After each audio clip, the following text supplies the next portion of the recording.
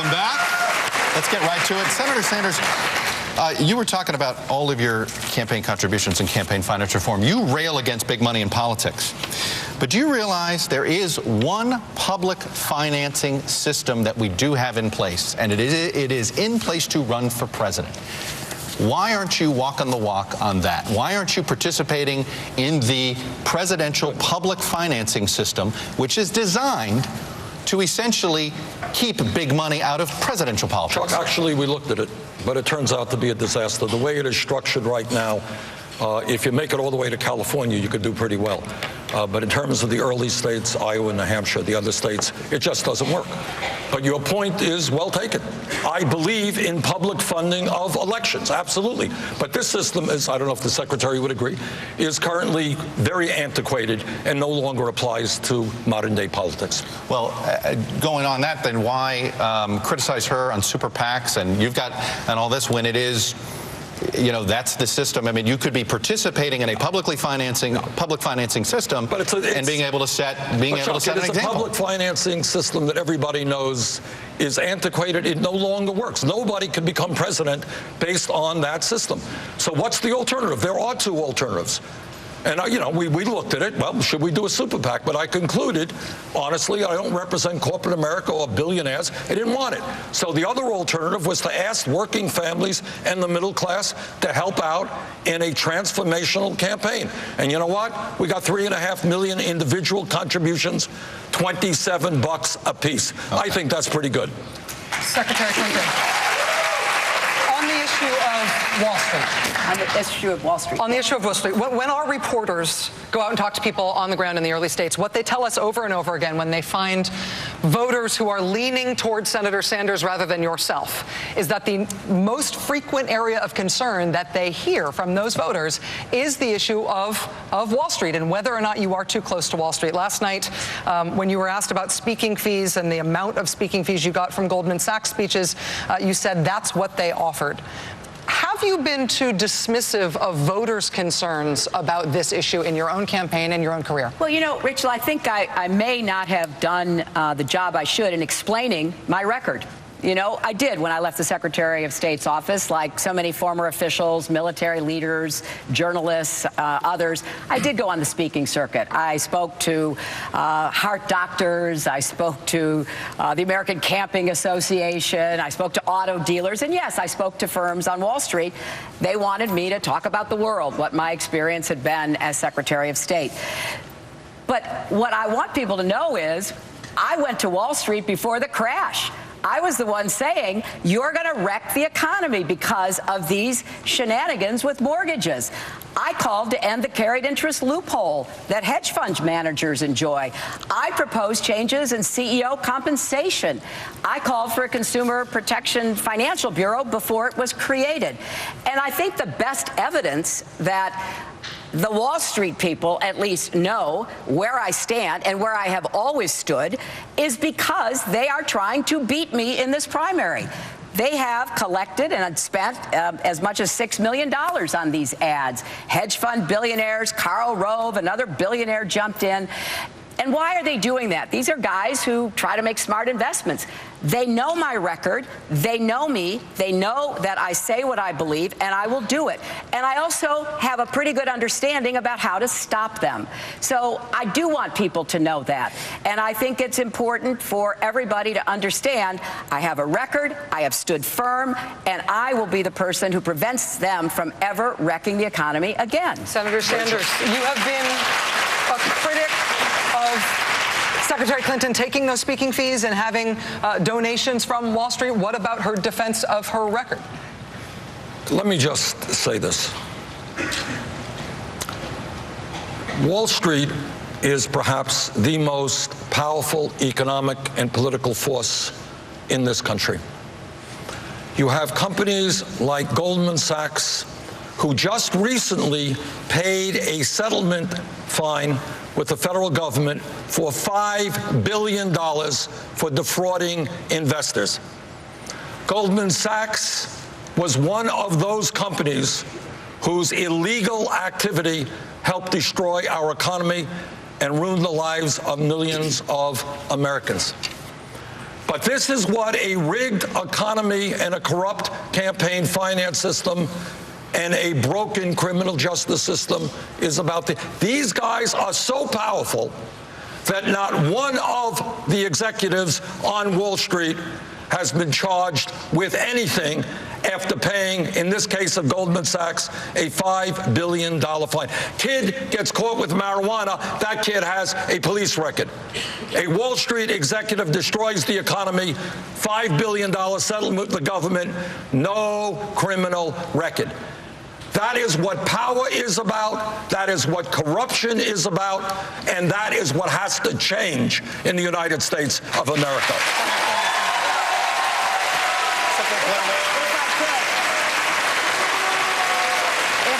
We're going to stick to this topic. If I could, let me just say that, of course, it has to change. It has to change, and that's why I have put forward a plan to do just that. And it's been judged to be the toughest, most effective, and comprehensive one. I have great respect for Senator Sanders' commitment to try to restore Glass-Steagall, but I do not believe that that is enough. And in fact, I don't believe it really addresses a lot of the biggest issues we have. You know, we now have power under the Dodd-Frank legislation to break up banks, and I've said I will use that power if they pose a systemic risk. But I want to go further, because it was investment banks, it was insurance companies, it was mortgage companies, all of which contributed. So let's not just be narrowly focused on one part of the problem. We have a lot of issues with corporate power that have to be addressed. My plan takes us further, and it would do the job. Well, Secretary Clinton. I would say that folks who have looked at this issue for a long time, whether it's Elizabeth Warren or many other economists, would tell you that right now, yes, we do need a 21st century Glass-Steagall legislation. And I would tell you also that when you have 3 out of the 4 largest banks in America today, bigger than they were, significantly bigger than when we bailed them out because they were too big to fail, I think if Teddy Roosevelt were alive today, a good Republican, by the way, what he would say is break them up. They are too powerful economically. They're too powerful politically. And that is what I believe and many economists believe. Time to break them up. Look, we have a law. Look, you know, I appreciate the senator's advocacy. We have a law. It was passed. It was signed by President Obama. It lays out a process that you go through to determine whether a systemic risk is posed. And by the way, President Obama signed that, pushed it through, even though he took donations from Wall Street, because he's a responsible president. So we have a law in place. If the circumstances warrant it, I will certainly use it. And from what you say, I know you will as well. But that is not enough. And I keep going back to this because part of the reason the Wall Street guys are trying so hard to stop me, the hedge fund guys, the shadow banking guys, is because I've got their number on all of that. And my plan goes so much further to try to prevent the problems of the future. You know, we can't just fight the last war. We've got to be prepared to stop these guys if they ever try to use their economic power once again to hurt the economy and to hurt so many Americans. And my plan, Paul Krugman, Barney Frank, a lot of experts who understand what the new challenges might be, have said I am exactly on point, and the Wall Street guys actually know that. But, Senator, in response to the fact that she has had more people praise her plan than yours. Well, we've got a number of economists supporting our legislation, and here's where we are. The American people can judge. 6 largest financial institutions in America today have assets of roughly $10 trillion, 58%, equivalent to 58% of the GDP of the United States of America. That is a lot of money. They issue 2/3 of the credit cards, and by the way, they're ripping off a whole lot of people with high interest rates on the credit cards, and they write about 1/3 of the mortgages. That is a lot of power for 6 financial institutions. That's it. I think it is too much power. Too much economic power, too much political power, and the economists that I talk to say we should break them up. Thank you both. Let me move on to our next question here, and in fact, it comes to us through New England Cable News. Secretary Clinton, it's addressed to you, and it's about this issue of the speeches, particularly to Goldman Sachs. This is what the questioner wrote verbatim, "I am concerned with the abuses of Wall Street has taken with the American taxpayers' money." And then she asked whether you would release the transcripts of your Goldman Sachs speeches, and then added, "Don't you think the voting public has a right to know what was said?" But let's make that bigger. Are you willing to release the transcripts of all your paid speeches? We do know through reporting that there were transcription services for all of those paid speeches. In full disclosure, would you release all of them? I will look into it. I don't know the status, but I will certainly look into it. But I can only repeat what is the fact, that I spoke to a lot of different groups with a lot of different constituents, a lot of different kinds of members about issues that had to do with world affairs. I probably described more times than I can remember how stressful it was advising the president about going after bin Laden. So my view on this is, look at my record. Look at what I am proposing. And we have a vigorous agreement here. We both want to rein in the excesses of Wall Street. I also want to rein in the excesses of companies like Johnson Controls that we bailed out when they were an auto parts company, and we saved the auto industry, and now they want to avoid paying taxes. I want to go after the pharmaceutical companies like Valiant and Turing that are increasing prices without any regard to the impact on people's health. So I have a broader view. Now, if all we're going to talk about is one part of our economy, and indeed one street in our economy, we're missing the big oil companies, we're missing other big energy companies, we're missing the big picture. And I have a record of trying to go at the problems that actually exist, and I will continue to do that. Senator, you sound like you want to respond. Go ahead. I do. You know, I agree with much of what the Secretary said. But, Madam Secretary, it is not one street. Wall Street is an entity of unbelievable economic and political power. That's a fact. And I want to say something, and it may sound harsh, not to you, but to the American people in this sense. In my view, the business model of Wall Street is fraud. Is fraud. I believe that corruption is rampant, and the fact that major bank after major bank has reached multi-billion-dollar settlements with the United States government when we have a weak regulatory system tells me that not only did we have to bail them out once, if we don't start breaking them up, we're going to have to bail them out again, and I do not want to see that happen. Well, Senator, no one wants to see that happen. I mean, look, I care deeply about this because, just like you, I have met so many people who had their life savings wiped out, who lost their homes, who are barely back with their heads above water. This was a disaster for our country, and we can never let that happen again. Right. We have no disagreement about this. But I think it's a broader target list than just Wall Street. Sure. And I believe that we have to be very focused on how we try to take back the power and increase the empowerment of the American people. And I think that I have that kind of experience, maybe because they've beaten me up for so many years, and I know exactly how to handle them because I've been in the arena with them time and time again. Well, Senator Sanders, let me turn to I think where this direction is heading anyway, which is the broader issue of big business and power in our political system. You, on the campaign trail, have railed against big-name American corporations like Boeing and General Electric and Walmart. But some big businesses in this country have also been part of advancing progressive goals, like the nationwide initiative to expand employment opportunities for veterans. That was all about cooperation between the Obama administration and some very big businesses. The Affordable Care Act, some of the thorniest problems in that bill were worked out in cooperation with big business in order to accomplish progressive goals. Could you work with them, or have you made enemies of big business in this country with the way you've approached them in this campaign? No, of course I could work with them, but let's be clear. When I talked about Boeing and I talked about General Electric, what I was referring to is an outrage. I suspect the Secretary agrees with me. Right now you have a loophole such that these guys are putting their profits, multi-billion-dollar profitable corporations, putting billions of dollars into the Cayman Islands, Bermuda, and other tax havens. And in a given year, Rachel, after making billions of dollars in profit, you know how much they're paying in taxes to the United States government in a given year? Zero. Now explain to me how that makes any sense at all. So what I have said with regard to Boeing and GE and other multinationals that pay zero taxes, you know what we're going to do?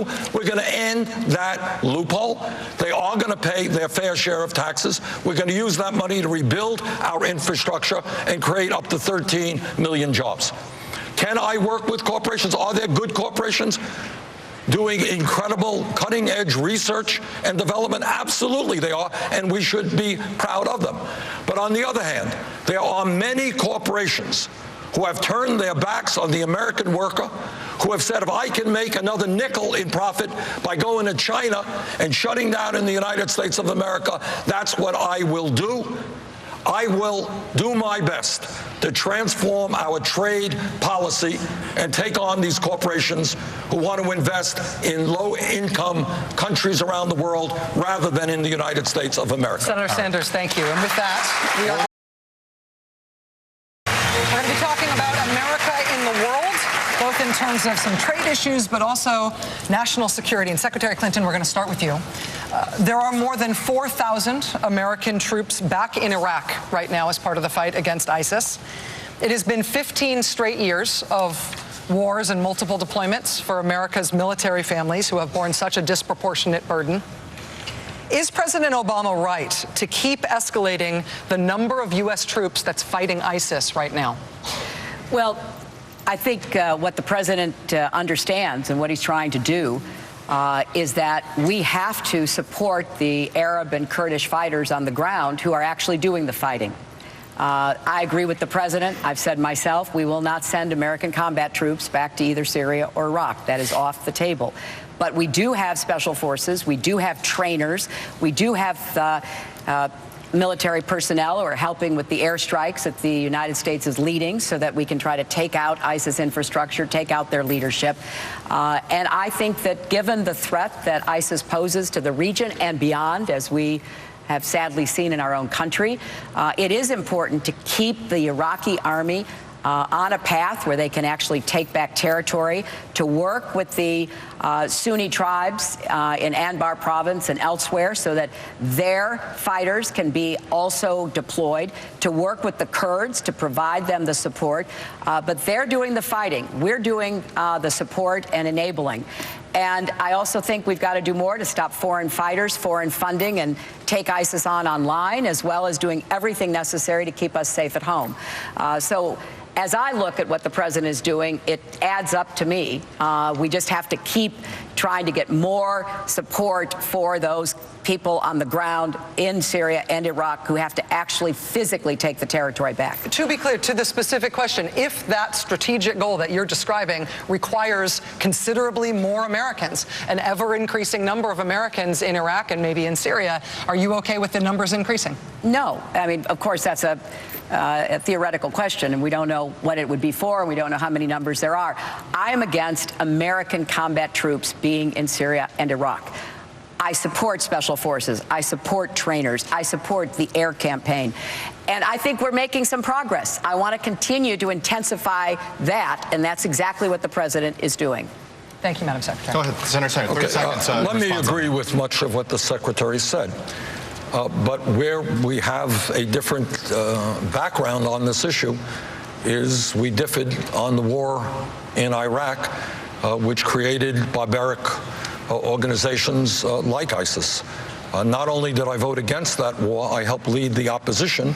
And if you go to my website, berniesanders.com, you will see the statement that I made in 2002. And it gives me no pleasure to tell you that much of what I feared would happen the day after Saddam Hussein was overthrown, in fact, did happen. All right, Senator, I want to stay, though. Go ahead, 30 seconds. Respectfully add, look, we did differ. A vote in 2002 is not a plan to defeat ISIS. We have to look at the threats that we face right now, and we have to be prepared to take them on and defeat them. We're staying basically on this topic. Obviously, you've been emphasizing this difference on the Iraq War, but one place where you do agree and one place where you voted to authorize the use of force was in favor of the war in Afghanistan. Right now, it is possible President Obama is going to be leaving the next president, perhaps President Sanders, at least 10,000 troops in Afghanistan. How long will those troops be in Afghanistan under President Sanders? Well, I think our great task is to make certain that our young men and women in the military do not get sucked into never-ending perpetual warfare within the quagmire of Syria and Iraq. And I will do my very best to make sure that that doesn't happen. I agree with the Secretary that I think what has to happen, and let me just mention what King Abdullah of Jordan said. I think he hit the nail on the head. And what he said is essentially the war against ISIS is a war for the soul of Islam. And it must be Muslim troops on the ground that will destroy ISIS with the support of a coalition of major powers, US, UK, France, Germany, and Russia. So our job is to provide them the military equipment that they need, the air support they need, special forces when appropriate. But at the end of the day, for a dozen different reasons, not the least of which is that ISIS would like American combat troops on the ground so they can reach out to the Muslim world and say, look, we're taking on those terrible Americans. The combat on the ground must be done by Muslim troops with our support. We must not get involved in perpetual warfare in the Middle East. Can you address the question on Afghanistan? I mean, that is the answer. How long are these troops going to be there? If President Obama leaves you 10,000 troops, how long do you think they're going to be there? Well, you can't simply withdraw tomorrow. I wish we could, and allow, the Taliban or anybody else to reclaim that country. But what we must do, and what we have seen in recent months is some progress in Iraq, where finally the Iraqi army, which has not been a particularly effective fighting force, retook Ramadi. ISIS has lost, I think, 40% of the territory that it held in the last year. Hopefully, and one can't predict the future, that maybe our training and their fighting capabilities are improving, and we are going to make some progress in destroying ISIS. Secretary Clinton, 30 seconds. How long are these troops going to be in Afghanistan? We have more American troops in Afghanistan right now than what we were talking about with Iraq. Absolutely. The president decided to leave more troops than he had originally planned in Afghanistan. We have a very cooperative government there with Ashraf Ghani and his top partner, Abdullah, and they are doing their very best, and the Afghan army is actually fighting. The Afghan army is taking heavy losses defending Afghan territory. And I would have to make an evaluation based on the circumstances at the time I took office as to how much help they continue to need, because it's not just the Taliban. We now are seeing outposts of fighters claiming to be affiliated with ISIS. So we've got this arc of instability from North Africa to South Asia, and we have to pay close attention to it, and we have to build coalitions, something that I did to take on the Iranian nuclear program, and what I will do as president to make sure that we defeat these terrorist networks. Senator Sanders, nobody knows who your foreign policy advisors are. You haven't given a major foreign policy speech, and it doesn't sound like all the time that foreign policy is a priority, other than when you're asked about it, you say you're going to crush ISIS, as you said last night and earlier. You have not proactively laid out a foreign policy doctrine yet. Why?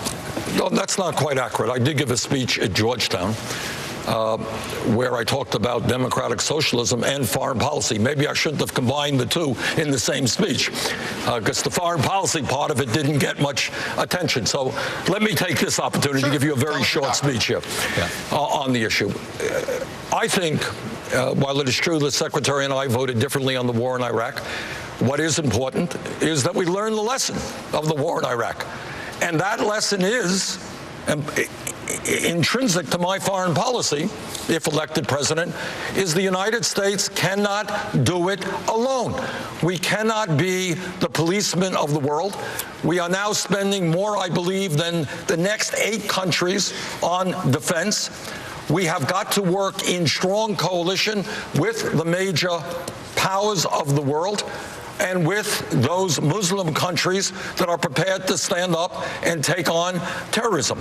So I would say that the key doctrine of the Sanders administration would be, no, we cannot continue to do it alone. We need to work in coalition. Secretary, if I could just add, 30 seconds, please. A group of national security experts, military intelligence experts, issued a very concerning statement about Senator Sanders' views on foreign policy and national security, pointing out some of the comments he has made on these issues, such as inviting Iranian troops into Syria to try to resolve the conflict there, putting them right on the doorstep of Israel, asking Saudi Arabia and Iran to work together when they can't stand each other and are engaged in a proxy battle right at this moment. So I do think questions have been raised and questions have to be answered, because when New Hampshire voters go on Tuesday to cast your vote, you are voting both for a president and a commander-in-chief. And there is no way to predict what comes in the door of that White House from day to day that can pose a threat to the United States or one of our friends and allies. And I think this is a big part of the job interview that we are all conducting with the voters All right, here. Senator, 30 seconds. Two responses. I fully concede that Secretary Clinton, who was Secretary of State for 4 years, has more experience. That is not arguable in foreign affairs. But experience is not the only point. Judgment is. And once again, back in 2002, when we both looked at the same evidence about the wisdom of the war in Iraq, one of us voted the right way and one of us didn't. In terms of Iran and in terms of Saudi Arabia, of course they hate each other. That's no great secret. But John Kerry, who was, I think, doing a very good job, has tried to at least get these people in the room together, because both of them are being threatened by ISIS. Well, let me just add that, you know, I've said this before, and I'm very proud of it, that when it comes to judgment, having run a hard race against Senator Obama at the time, he turned to me to be Secretary of State. And when it comes to the biggest counterterrorism issues that we faced in this administration, namely whether or not to go after bin Laden, I was at that table. I was exercising my judgment to advise the president what to do on that, on Iran, on Russia, on China, on a whole raft of issues.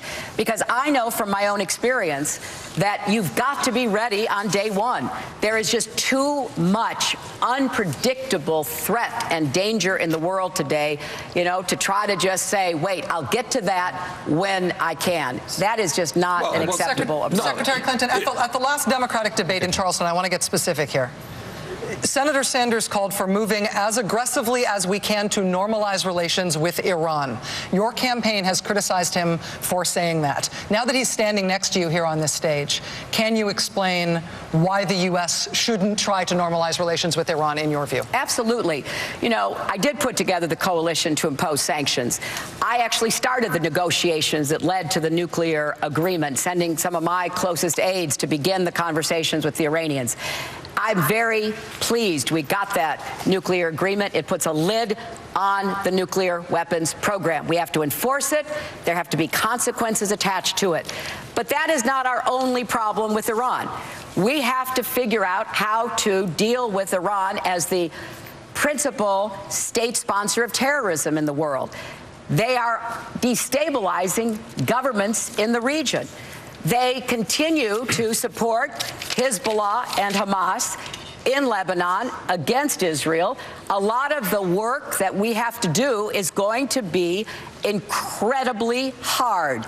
I'm prepared to do that work, but I believe, just as I did with imposing the sanctions, you have to get action for action. If we were to normalize relations right now, we would remove one of the biggest pieces of leverage we have to try to influence and change Iranian behavior. The president doesn't think we should. I certainly don't think we should. I believe we have to take this step by step to try to rein in Iranian aggression, their support for terrorism, and the other bad behavior that can come back and haunt us. Who said that I think we should normalize relations with Iran tomorrow? I never said that. I think we should move forward as quickly as we can. And you're right. They are a sponsor of terrorism around the world, and we have to address that. But you know, a number of years ago, people were saying normal relationship with Cuba, what a bad and silly idea. They're communists. They are our enemy. Well, guess what? Change has come. So please don't suggest that I think we normalize relations with Tehran tomorrow. We don't. But I would like to see us move forward, and hopefully someday that will happen. And I would say, if I might, Madam Secretary, and you can correct me if I'm wrong, when you ran against Senator Obama, you thought him naive because he thought it was a good idea to talk to our enemies. I think those are exactly the people you have to talk to and you have to negotiate with. Well, Senator, let me just correct the record if I can. Let me correct the record. As I certainly recall, the question was to meet without conditions. And you're right, I was against that. I was against it then, I would be against it now. Okay. Part of diplomacy, the hard work of diplomacy, is trying to extract whatever concessions you can get in giving something the other side wants. Of course, you've got to try to make peace with and work with those who are your adversaries, but you don't just rush in, open the door and say, here I am, let's talk and make a deal. That's not the way it works. I think President Obama had the right idea, and the bottom line is that, of course, there have to be conditions.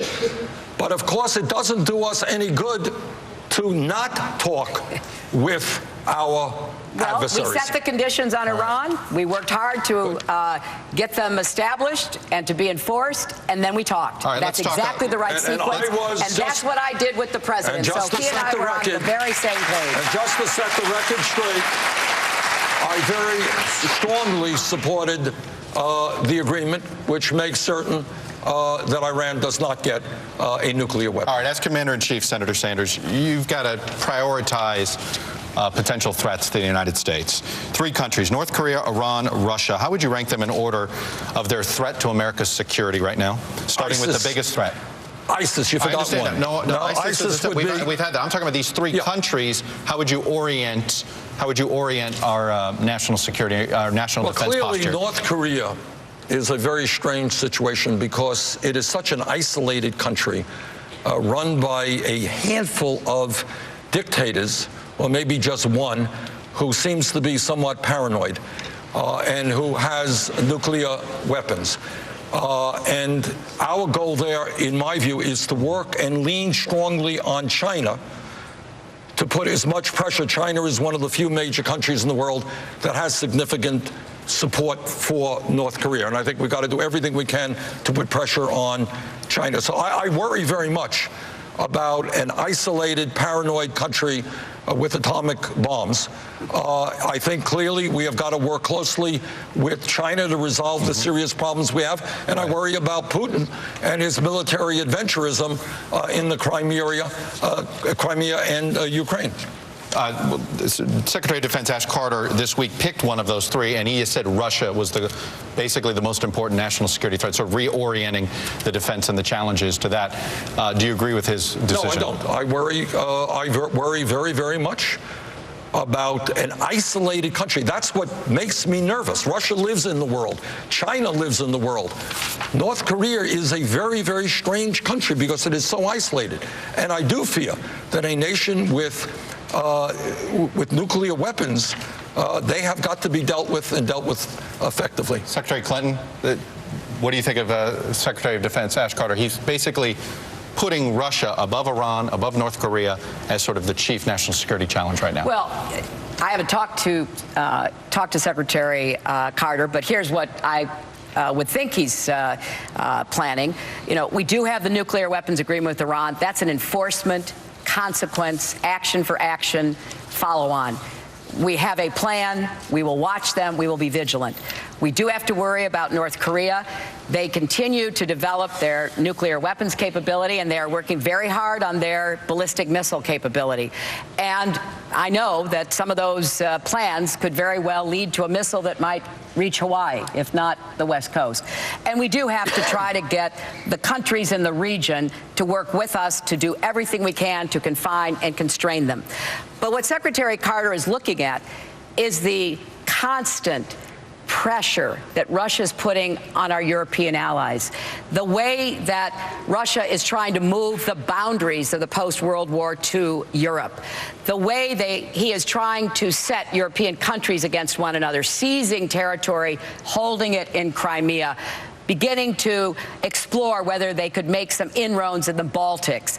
We know that they are deeply engaged in supporting Assad because they want to have a place in the Middle East. They have a naval base. They have an air base in Syria. They want to hang on to that.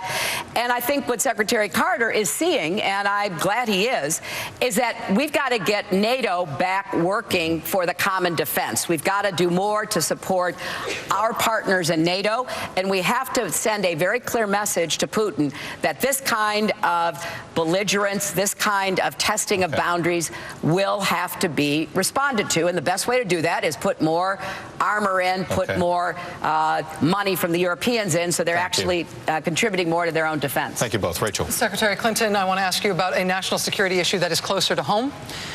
There are thousands of veterans, over 100,000 veterans living in the state of New Hampshire. Either one of you is nominated as the Democratic Party's nominee. You will likely face a Republican opponent in the general election who wants to privatize or even abolish big parts of the VA. It's a newly popular idea in conservative politics. How will you win the argument on that issue, given the problems that have been exposed at the VA in the last few years? What's your argument that the VA should still exist and should not be privatized? Well, first of all, I am absolutely against privatizing the VA, and I am going to do everything I can to build on the reforms that Senator Sanders and others in Congress have passed to try to fix what's wrong with the VA. There are a lot of issues about wait times and services that have to be fixed because our veterans deserve nothing but the best. But you're absolutely right. You know, Rachel, this is another part of the Koch brothers' agenda.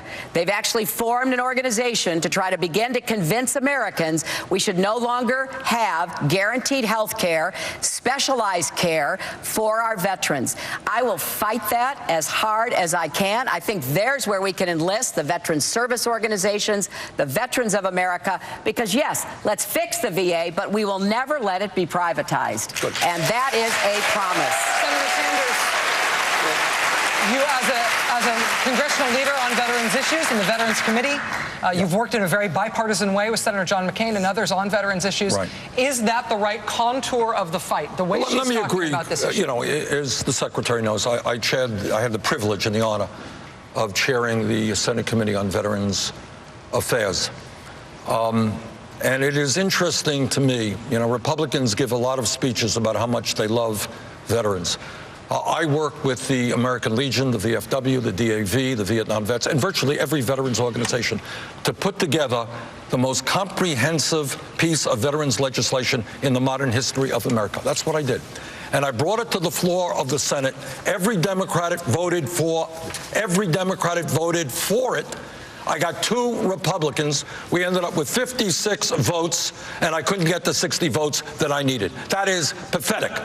This was legislation supported by all of the veterans organizations addressing many of the serious problems that veterans face in health care and in how we deliver benefits to them. So Republicans talk a good game about veterans, but when it came to put money on the line to protect our veterans, frankly, they were not there. What I did next, Rachel, is I had to retreat a little bit. I had to compromise. I did work with John McCain. I did work with Jeff Miller over in the House, and we put together not the bill that I wanted, but probably the most comprehensive VA health care bill in the modern history of this country. Secretary Clinton is absolutely right. There are people, Koch brothers among others, who have a group called Concerned Veterans of America, funded by the Koch brothers. Koch brothers, by the way, want to destroy Social Security, Medicare, Medicaid, every governmental program passed since the 1930s. Yeah, there are people out there who want to privatize it. Last point that I'd make, I had a hearing. I had all of the veterans groups in front of me, and I said to them, tell me, when a veteran gets into the VA, understanding there are waiting lines and real problems. When a veteran gets into the system, is the quality of care good? Without exception. What they said, good, excellent, very good. We've got to strengthen the VA. We do not privatize the VA. Senator Sanders, Secretary Clinton, we're going to take another break. We'll be talking about Social Security and some of those other issues when we come back.